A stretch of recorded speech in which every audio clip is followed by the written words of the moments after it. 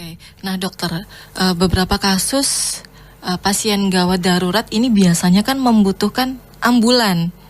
Ya, dokter. Nah, untuk pelayanan ambulan apakah dijamin pada program JKN? Ya. Jadi ambulan ini sebetulnya merupakan salah satu yang bisa dijamin ya oleh BPJS Kesehatan, tetapi dengan catatan tertentu. Jadi pelayanan ambulan seperti apa yang bisa dijamin oleh BPJS? Ini adalah pelayanan ambulan untuk rujukan antar vaskes. Jadi kalau misalkan jemput pasien ke rumah, ini tidak bisa dijamin. Atau mengantar pasien pulang, ini juga tidak bisa dijamin. Ambulan jenazah juga tidak masuk penjaminan di BPJS Kesehatan. Jadi yang dijamin di sini adalah yang untuk kasus rujukan antar vaskes. Misalkan dari fasilitas kesehatan tingkat pertama membawa pasien merujuk ke rumah sakit, ini nanti dijamin oleh BPJS Kesehatan. Dari FKTP yang akan klaim ke BPJS Kesehatan. Atau dari rumah sakit mau merujuk dari rumah sakit satu mau merujuk ke rumah sakit lainnya. Ini nanti juga akan dijamin oleh BPJS Kesehatan. Dari rumah sakit perujuk nanti yang akan memproses klaimnya ke BPJS Kesehatan. Sudah ada standar tarif yang sudah ditetapkan oleh masing-masing pemerintah daerah. Tapi dari UGD sendiri kan memang sudah menyediakan ambulan ya, Dokter Feria? Ya. Untuk kasus-kasus gawat darurat ya? Betul. Oke, jadi masyarakat jika membutuhkan ambulan, ini menghubunginya langsung ke nomor gawat darurat atau bagaimana dokter prosesnya? Ya, jadi kalau kita di Rumah Sakit Umum Bangil, kita sudah punya call center 24 jam. Call centernya itu yang kita sebut call center BES, Bangil Emergency Service Team. Oke, BES ya, oke, BES. Jadi itu sudah ada aplikasinya. Jadi dari aplikasi itu bisa di-download. Di situ sudah ada nomor gawat hotline yang dituju. Terus kemudian ada nomor WA chat. Ya, jadi nanti kalau misalnya perlu sesuatu penjemputan, kita sudah siap. Berbayar nggak dokter hotline-nya? Untuk hotline-nya nggak berbayar. Nggak berbayar ya, oke. Tidak berbayar. Terus kemudian kita sudah mempunyai ambulan. Ambulan kita gitu. Kalau secara pembagian ambulan itu sebetulnya kalau ambulan darat itu dibagi dengan motor ambulan itu satu. Terus kemudian ambulan transport. Terus kemudian ambulan emergency. Jadi itu ada kriterianya masing-masing. Kalau ambulan motor itu seperti apa, terus kemudian ambulan transport itu seperti apa, terus yang dimaksud dengan ambulan emergency itu juga seperti apa. Beda-beda ya, Dok? Beda-beda. Karena untuk spesifikasinya berbeda. Jadi khusus untuk yang ambulan emergency itu di Rumah Sakit Bangil kita udah punya 3. Punya 3 di mana di dalam ambulan itu kita sudah dengan full alat-alat untuk resusitasi. Jadi kalau misalnya ada kegawatan panggilan, entah itu kecelakaan maupun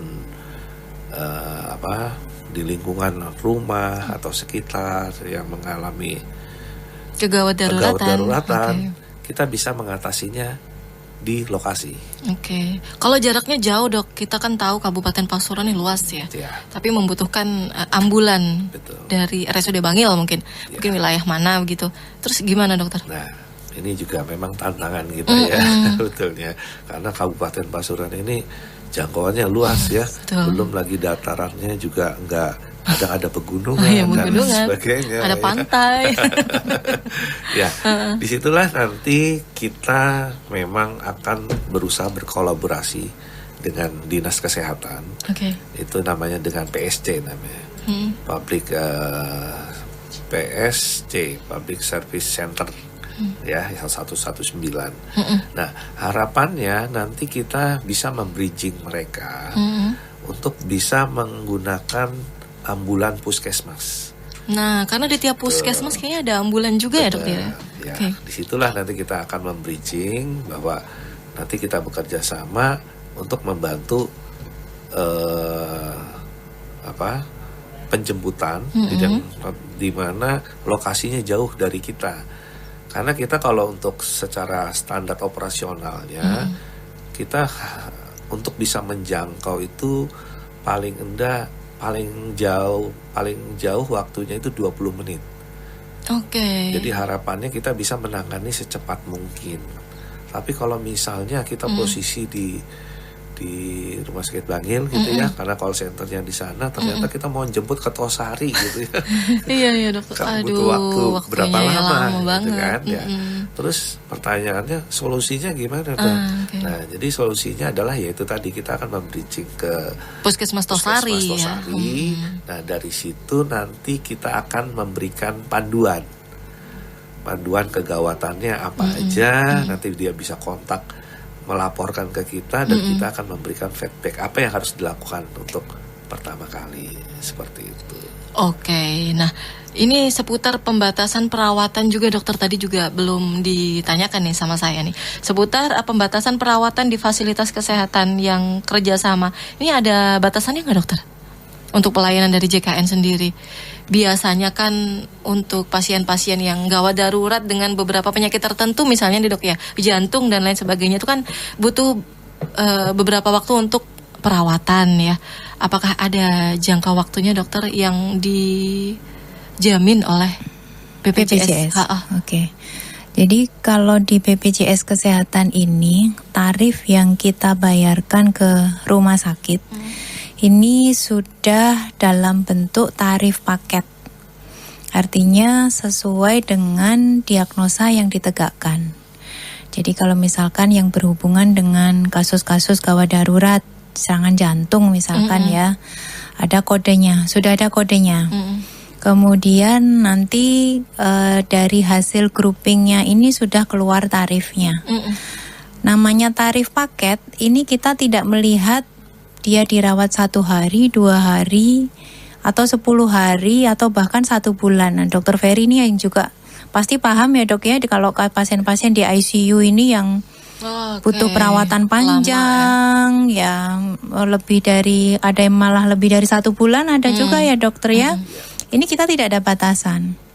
Artinya dokter nanti DPJP ya, dokter penanggung jawab yang menentukan bahwa pasien ini sudah sembuh, boleh pulang, atau dia masih memerlukan perawatan pemantauan khusus sehingga harus dirawat dan lama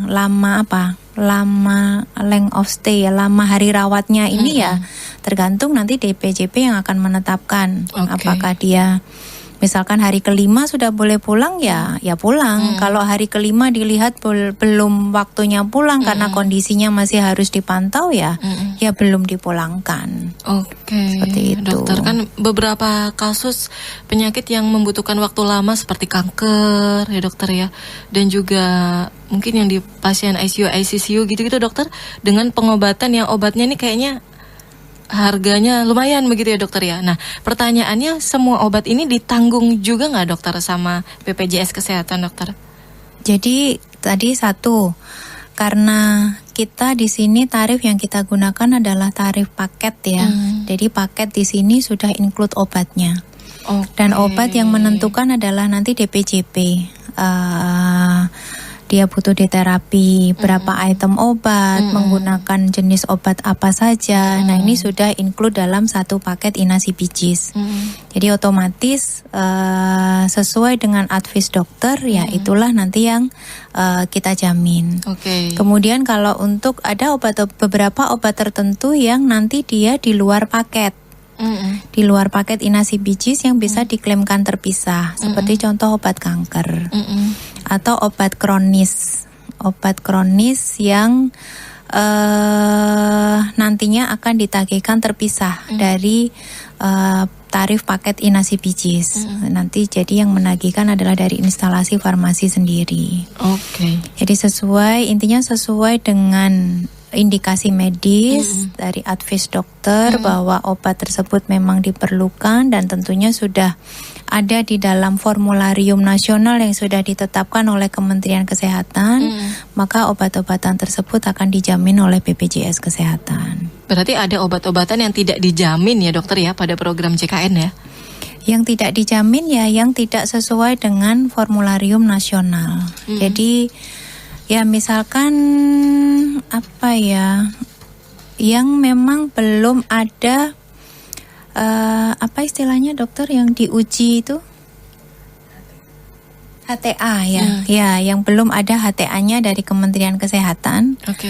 Nah itu tentunya karena apa ya, efektivitas dari pemakaian obat tersebut belum, hasil ujinya belum ada, tentunya itu tidak bisa dijamin oleh BPJS Kesehatan. Oke.